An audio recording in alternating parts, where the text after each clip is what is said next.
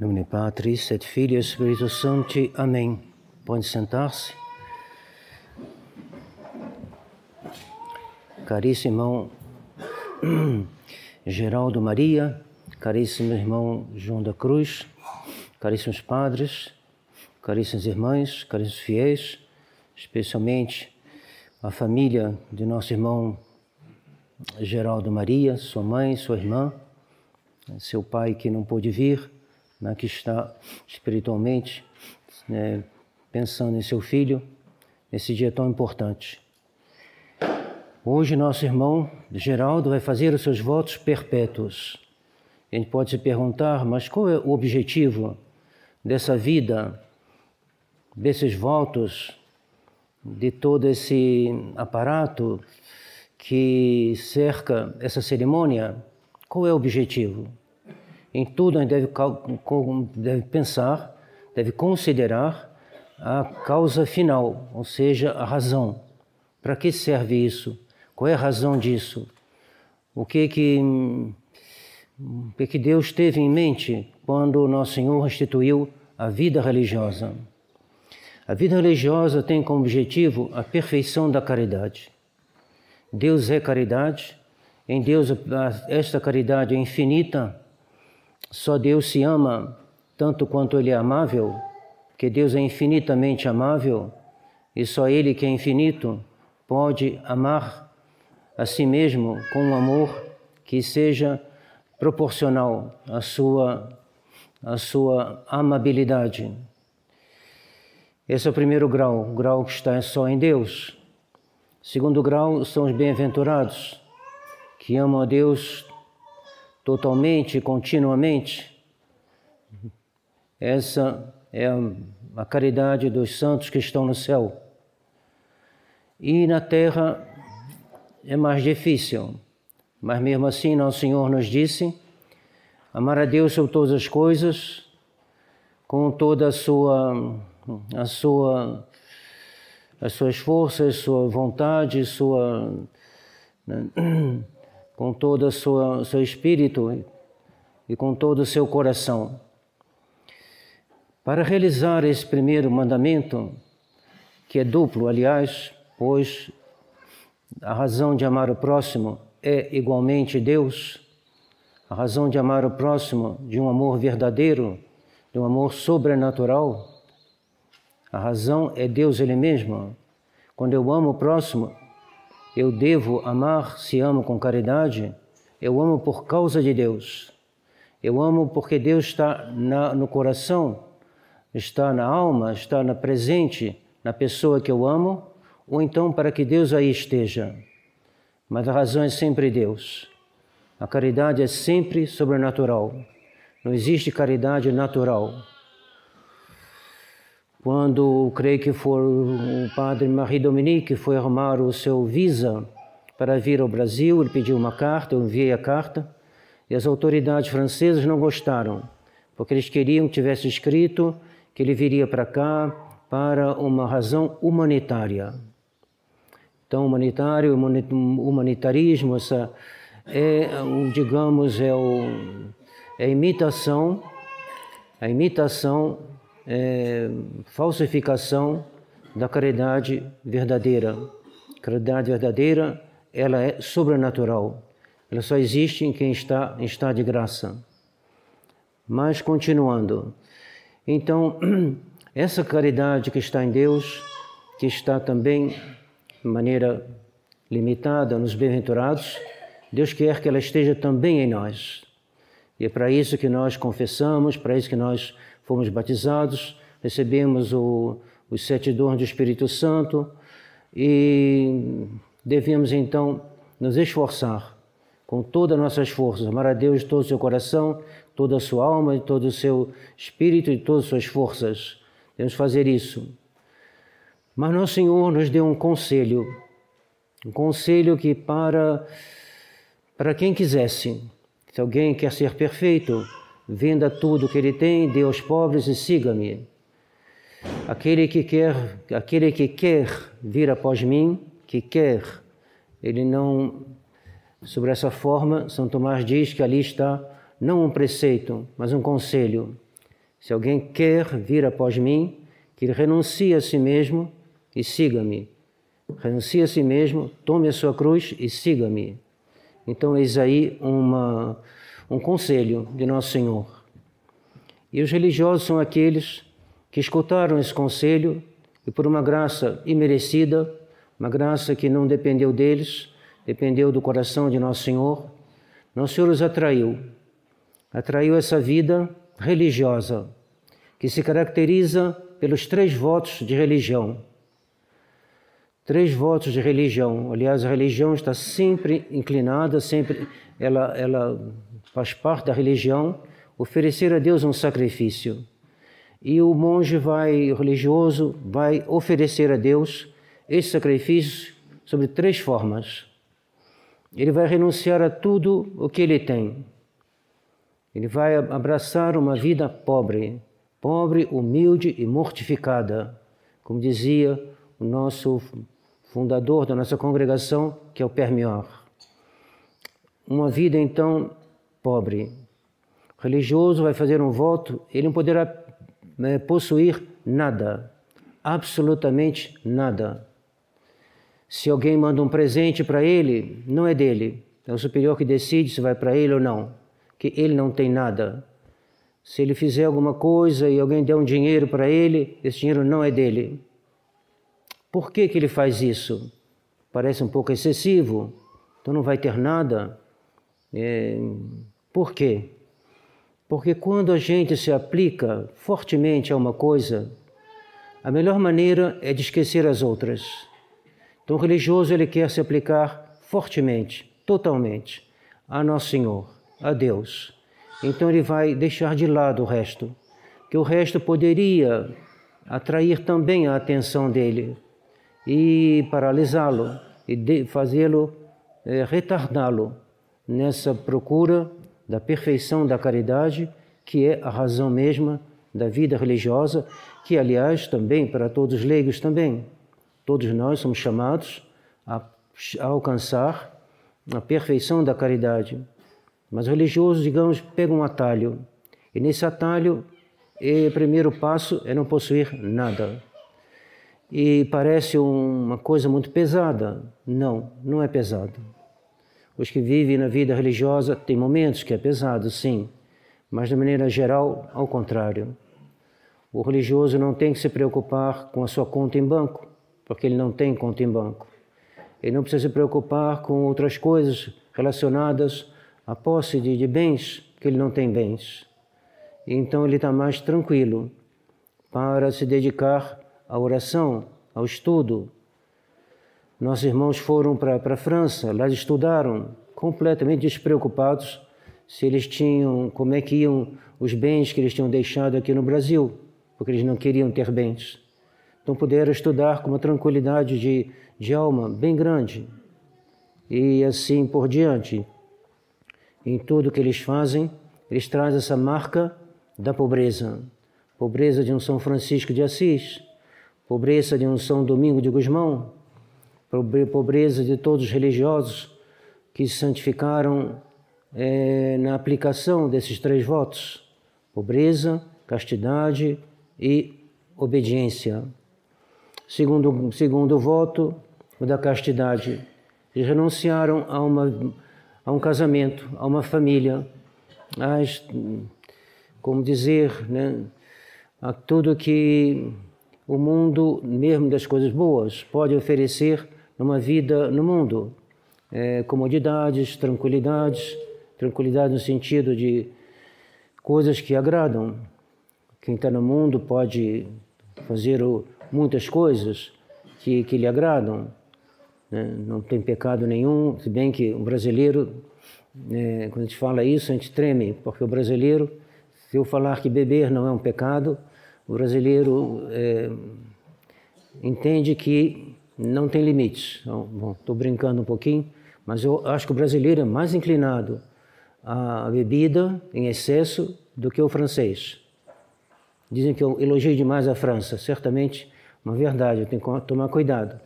Mas eu vi menos gente que bebe até cair na França do que aqui. O brasileiro começa com um churrasco, depois vem a bebida, depois vem outra coisa, e o brasileiro tem dificuldade em parar. Pois bem, o monge nem cerveja tem, nem churrasco tem. Então ele está mais protegido. Ele pode sair do almoço e já pensar em Deus, ele está com a cabeça tranquila, ele vive assim de uma maneira que esses votos vão fazer com que ele possa se concentrar em Deus. Se concentrar em Deus. E, finalmente, o voto de obediência, que é o principal. Ele até abarca, ele engloba os dois outros, pelo qual a gente oferece o que nós temos de mais íntimo, que é a nossa vontade, que é a nossa alma, finalmente, que é tudo que nós somos. Pelo voto de pobreza, a gente separa dos bens externos. Pelo voto de castidade, dos bens do corpo. E pelo voto de obediência, os bens da alma. Então, ele vai seguir Nosso Senhor, que se fez obediente, e obediente até a cruz. Nosso Senhor que dizia, meu alimento é fazer a vontade de meu Pai. Nosso Senhor que dizia, eu vim fazer a vontade daquele que me enviou. E eis aí o religioso. É duro, não é fácil não, mas também não é tão duro quanto se pensa. Se o religioso abraça a obediência com um coração generoso, ele tem uma força que vem de Deus, que o fará realizar coisas que o mundo não podia acreditar. Quantos missionários foram enviados pelo voto de obediência a ir em países que eram no qual havia um grande perigo de morte, e muitos morreram. São Vicente de Paula mandou seus missionários para Madagascar, e os primeiros todos morreram de doença. E ele falou, vou mandar mais, e mandou de novo alguns missionários, todos morreram de doença. Depois ele falou, vou mandar mais. E aí, estudando bem a região, tudo isso, conseguiram, não sei se conseguiram remédios ou meios de se precaver, e depois não morreram. Mas olha a situação de um jovem religioso, de um rapaz que vai partir para uma ilha terrível, no qual seus companheiros já haviam morrido. E ele vai por causa do voto de obediência. Ele vai. Hoje a obediência não está muito em alta, porque ela foi usada para destruir a igreja. Mas não nos enganemos.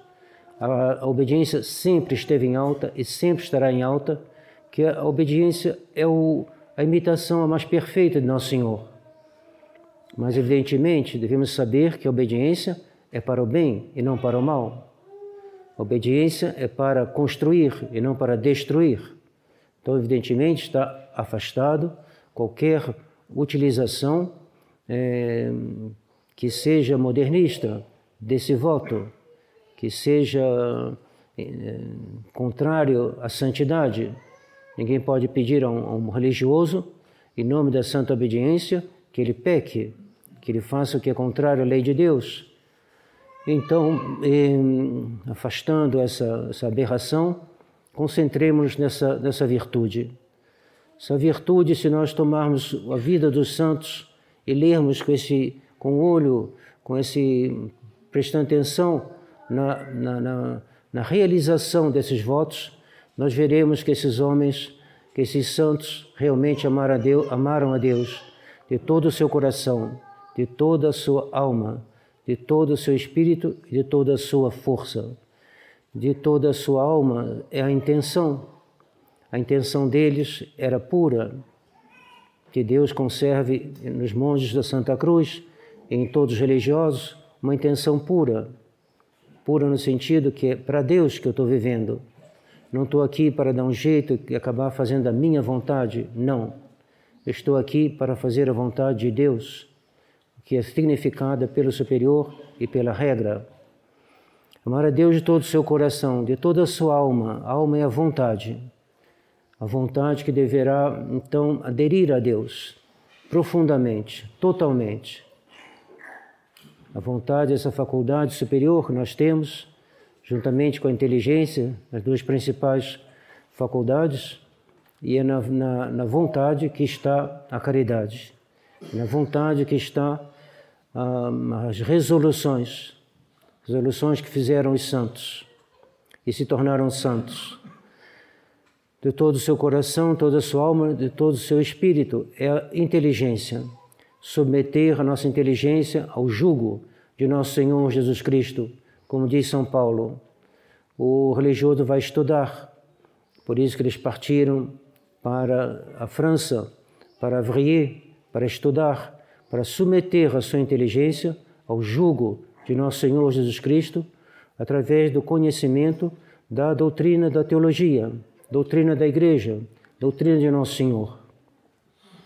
Mas mesmo os que ficam aqui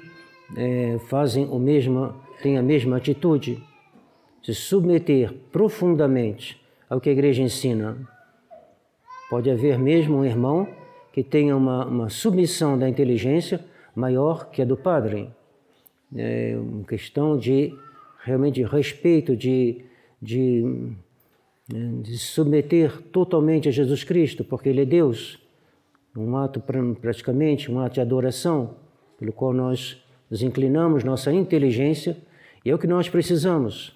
Por que no Vaticano II houve tantos erros? Porque aqueles bispos que estavam lá não submeteram a sua inteligência ao jugo de Nosso Senhor. Eles quiseram pensar o que eles queriam. Queriam, por assim dizer, queriam frequentar os modernistas, Então, o que aconteceu? Eles se afastaram de Nosso Senhor. Suas inteligências ficaram corrompidas. Suas inteligências não tiveram mais um mestre e ficaram cegos, condutores de cegos, e ambos caíram num barranco, numa fossa.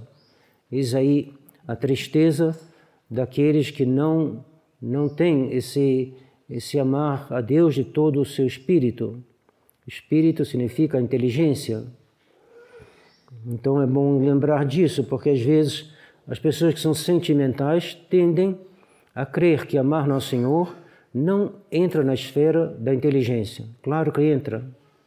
Nosso Senhor nos deu uma doutrina e sem ela a gente não pode chegar ao amor perfeito de Deus. Não podemos chegar à caridade. Uma caridade sem a ciência é um sentimentalismo.